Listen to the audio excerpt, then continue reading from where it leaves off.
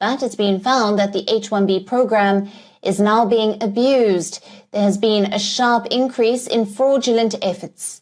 The U.S. Immigration Agency has raised serious concerns about the H1B visa lottery system. According to authorities, some companies are manipulating the system to gain an unfair advantage. There are applicants whose names have been submitted by multiple companies, and that artificially boosts their chances of winning a visa. It's like trying to win the lottery by buying 1,000 tickets instead of one.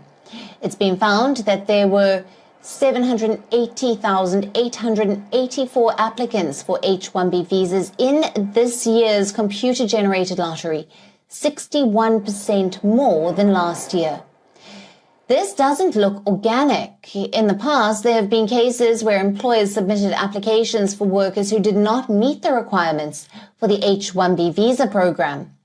So what Hispanic voters did in many ways across this country is vote with their wallets. But there's also, it is also clear when you think about what happened in a place like South Texas on the border, that sure, the economy is a part of it, but also their clear hostility about immigration, which to many of us in blue states and sitting in a place like New York seems like, well, how can that be possible? But I would sit, and I said this to Basil before, I would sit in focus group with Hispanic voters.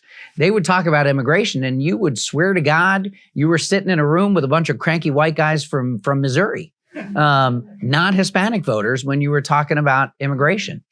And so the flaw there is that the sort of mass increase in immigration, which happened in the first couple of years of the Biden administration, that will have been one of the great reasons potentially that we lost.